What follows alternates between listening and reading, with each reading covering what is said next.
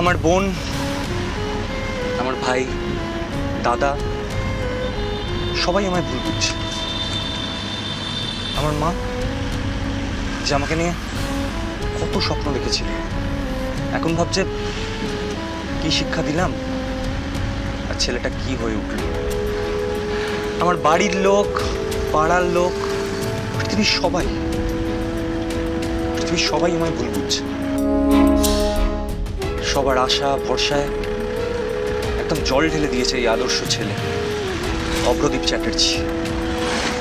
নিজের ছোটবেলাকার বন্ধুকেও ঠকিয়েছে, তাকে বিয়ে করেনি। সবাই ভাবছে কি খারাপ একটা মানুষ এই ছেলেটা। হয়তো ঠিকই ভাবছে।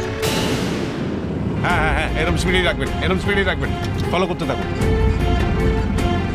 কিন্তু আমার খুব অস্থির লাগছে সাগর, আমি নিজেকে আটকাতে পারছি না। চেষ্টা করেও ফড়িংয়ের কথা না ভেবে থাকতে পারছি না। কিন্তু আমার তো এরকম আগে কখনো হয়নি।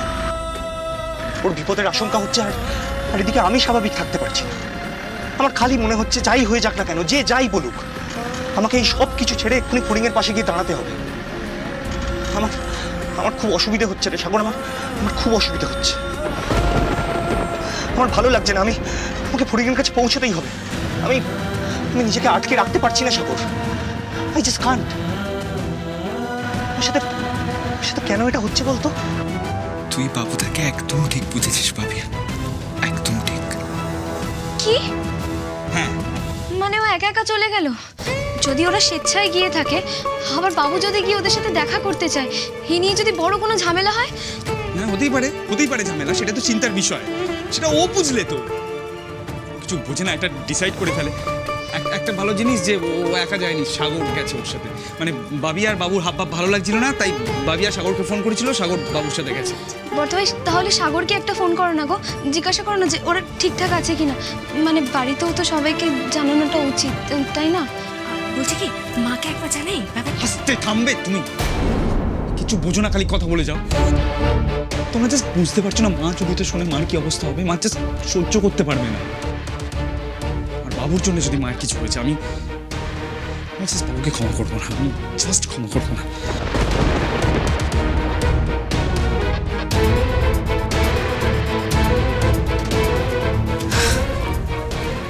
বাবা, খেলা তো একেবারে জমে গেছে।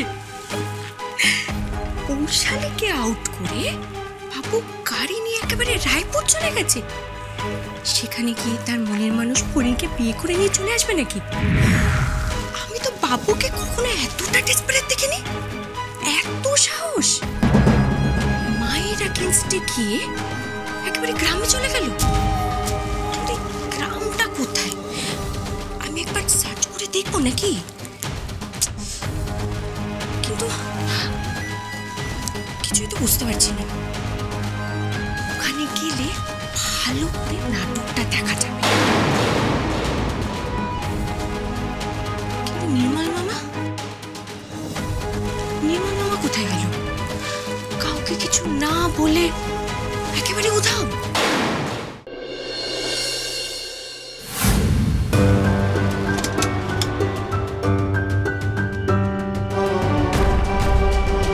বাবুদা, কি হলো, এখানে নামলি কেন? আসলে ফড়িংয়ের বাড়িটা তো আমি ঠিক চিনি না, কোন দিকে হবে সেটাই বুঝতে পারছি না। বাবুদা, ওটা চিনলেও তো খুব একটা লাভ নেই, মানে ঝড়ে তো। হ্যাঁ, তাও ঠিক। তবে সাগর, জানিস সামনে একটা ক্লাব আছে। ফড়িংরা যদি এখানে এসে থাকে তাহলে ক্লাবের ছেলেরা নিশ্চয়ই জানবে। তুই জানিস ক্লাবটা কোথায় এক্স্যাক্টলি? হ্যাঁ, ওদিকটাই তো মনে হয়। দাদা, আপনি এখানে দাঁড়ান, আমরা একটু সামনে থেকে ঘুরে আসছি। চল, পঞ্চায়েতের ঘরটা একটু দেখে নেব। চল।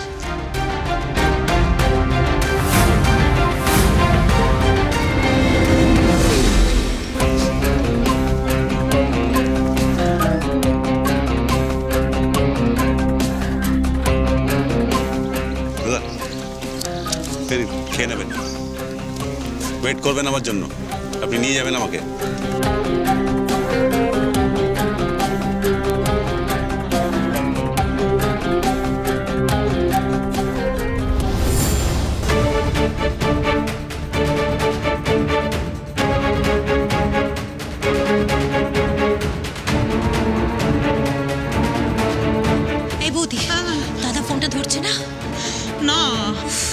কি বুঝতে পারছি না তো, দাদাকে তোকে ওপর থেকে নামতেও দেখিনি আমরা। কখন বেরোলো তাহলে? এই এই এই সরমা মন্দিরা, আচ্ছা বলছি তোমরা কখনো নামতে দেখোনি না? হ্যাঁ না তো, আমি আর মেজো বৌমা তো বলতে গেলে কেউ না কেউ সারাক্ষণই নিচে। কেন বেরোতে দেখলাম না বুঝতে পারছি না তো। মামা তো উপরেই ছিলেন, কিন্তু আমরা কেউই বেরোতে দেখলাম না গো মামি। কেউ দেখেনি, কেউ দেখেনি। যাকে জিজ্ঞেস করছি সেই বলছে আমি তো দেখিনি, আমি তো দেখিনি। অদ্ভুত মানুষ তো, যখন তখন উধাও হয়ে যাচ্ছে, আমি তো বুঝতেই পারছি না। এই মন্দিরে মনে আছে আমি তোমাকে এই এই এই বিষয়টা নিয়ে সেদিন বলছিলাম না? হ্যাঁ মামি, হ্যাঁ কি বলছিলে গো তুমি? না মানে আমি তোমাকে অনেক দিন ধরেই দেখছি, মানে নির্মল মামার উপর কোনো বিষয়ে রেগে আছে, মানে সন্দেহ করছো? আর যাকে নির্মল মামা গুরুজন মানুষ, আমার এই বিষয়ে মাথা না ঘামানোই ভালো, তাই না পিসিমণি? তুমি যে এই কথাটা বুঝতে পেরেছো বড় বৌমা, এই আমাদের অনেক ভাগ্য ভালো। আমি জানি না বাবা কার ভাগ্য ভালো কার ভাগ্য খারাপ। আমার কি মনে হয় জানো তো, এই যে বাবুর বিষয়ে আমরা জানতে পেরে গেছি, এটা মাকে জানিয়ে দেওয়া দরকার। কেন মাকে অন্ধকারে রাখছি আমরা? শোনো, পরে যদি কিছু হয়ে যায় তখন?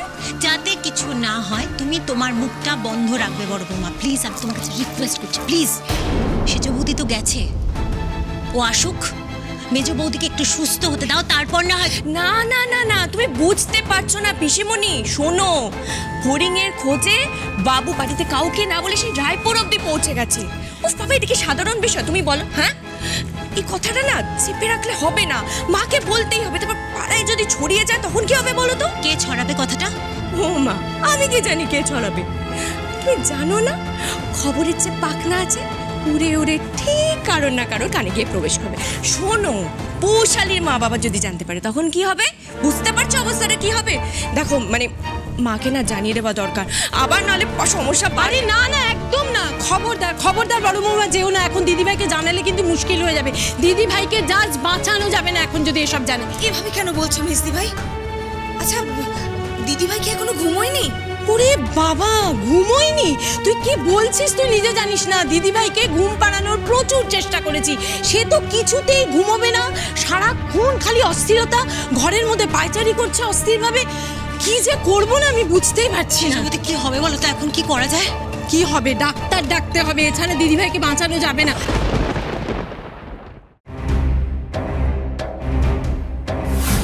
আমিও দেখবো এই পুরো গ্রামে কে তোদের ঘর বানানোর জন্য খড় আর বাঁশ দেয়। হরি, আয় তো চুলটা একটু আঁচড়ে দি, তারপর নদীতে গিয়ে চান করে নিস। কতদিন সাঁতার কাটিসনি বলতো?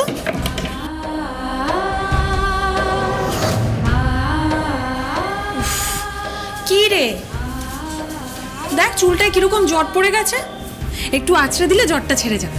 আয় আঁচড়ে দি। সিনেমার হিরো হিরোইনরা যেমন লড়াই করে মায়ের সম্মান ফিরিয়ে আনে, আমি তো পারলাম না রে মা। আমি কিন্তু হেরে গেলাম, একদম হেরে গেলাম। আমার মায়ের সঙ্গে হওয়া অন্যায়ের বিচার আমি পাইয়ে দিতে পারলাম না। এটা আমি একদম মেনে নিতে পারছি না, জানিস মা, একদম মানতে পারছি না। হরিণ, আমি জানি রে ফরিন, তুই যা বলছিস সেটা ঠিক। কতগুলো বছর আগে আমি তো সত্যি জিমন্যাস্টিক করতে চেয়েছিলাম, সোনা জিততে চেয়েছিলাম, ওটাই তো আমার স্বপ্ন ছিল, কিন্তু পারিনি। আমাদের মতো অনেকেই তো পারে না, হারতেই হয়। কিন্তু তোকে আমি কিছুতেই হারাতে পারবো না, কিছুতেই না। এই যে আদা, শোন রে শোন, খুব ভালো একটা খবর নিয়ে এসেছি রে। তোর মেয়ে যে কি কপাল নিয়ে জন্মেছে তুই ভাবতেও পারবি না। কেন দিদি, কি হয়েছে? আরে আমরা বলা বলি করতেছিলাম না যে ভালো একটা পাত্রের খোঁজ করে তার সাথে ফড়িং এর বিয়ে দেবো। আজকেই একটা ভালো পাত্রের সন্ধান পেয়ে গেছি।